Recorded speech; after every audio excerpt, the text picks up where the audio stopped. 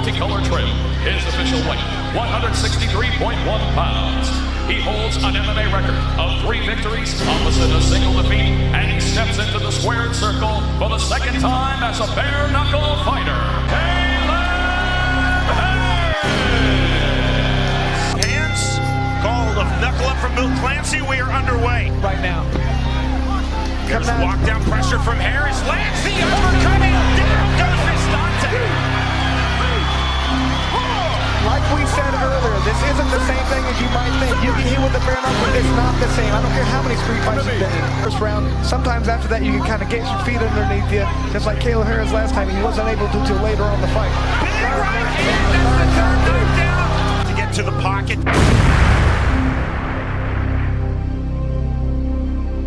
That's exactly what we've seen. Game, set, match. Wow. And walk away. One punch knockout to finish this fight and the win for Kaleb Harris.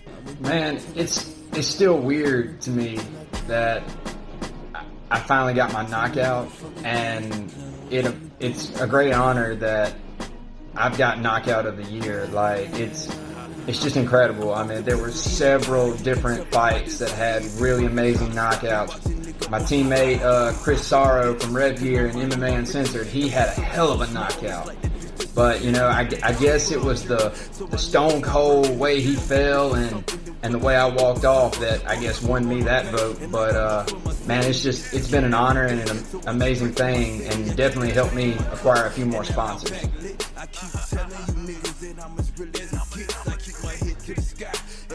Yeah, man, things have definitely changed since the Vistante fight. For one, I found out that Vistante has not retired.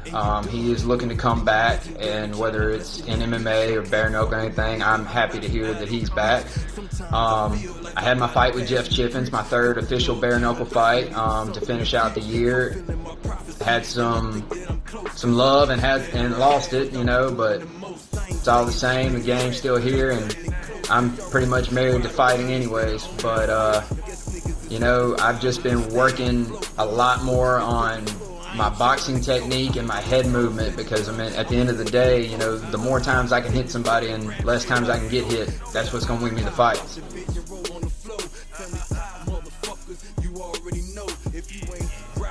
Man, it's awesome that I get to be on the Miami card or South Florida card.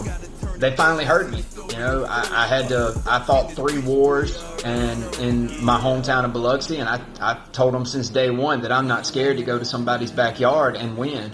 You know, the fact that I got called with the offer for the 155 tournament was that much better. I've never been to Miami, and I'm looking forward to it, because I've always said the only way I'm going to get to see the world is by paying the way with my fist.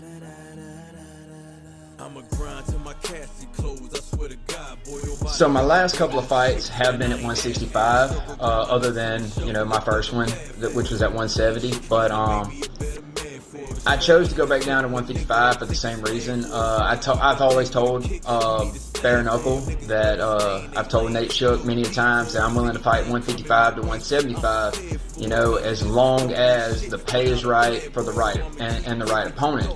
And, you know, I was itching to get back on the card. I wanted to start 2020 off with a bang.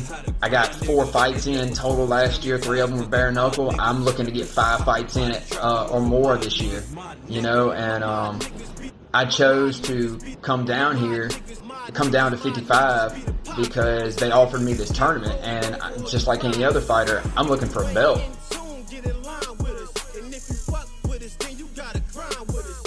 First and foremost, what I think of Jim Alers is he's a freaking beast. I mean, his name is perfect for him, the bare knuckle beast. He's an aggressive fighter. He's a cool guy. I've spoke to him several times at fights, you know, just in passing or sitting around at the hotel room. But you know, yes, I've definitely watched his fights. I study everybody that's in a potential opponent. So any 55ers, I guess for right now, and any 165ers, go ahead and know I've watched your film, and my coaches, we always make great game plans to come in and fight. You know, Jim's a beast. I mean, he's been on the highest levels. He's fought in UFC. I think a promotion called Cage Warriors. He's fought probably just as many times overseas as I have total. So I'm super excited about this fight. I've been wanting a fight like this for a long time to prove where I am in the sport. You know, I'm always looking to test my mettle against the toughest guys. And so when I told them to send me somewhere outside of Mississippi that I'd hunt anybody, they decided to line me up with one of the baddest mofos in the business.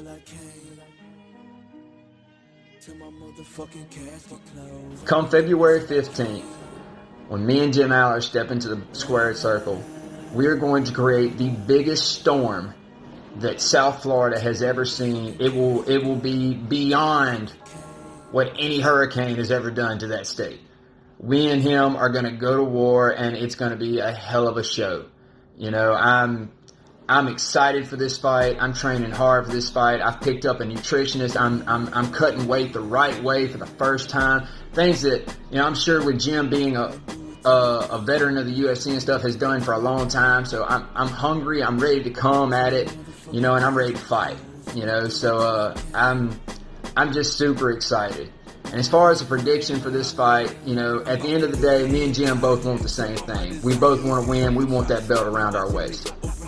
And, you know, last couple of fights, I was able to say I was going to finish it in the second or finish it in the third. You know, I don't know where this fight's going to end. This fight's going to end. It's not going to go to decision between me and him. But I'm saying it right now that I see it ending in the fourth or early in the fifth round. And at the end of the night, my hand's going to be raised. All respect goes towards Jim Alers, and I'm looking forward to a hell of a war. I'm even more looking forward to meeting his family and having a drink with him afterwards. So, Jim, when you see this, man, it's all love and it's all respect, bro. Can't wait to see you February 15th.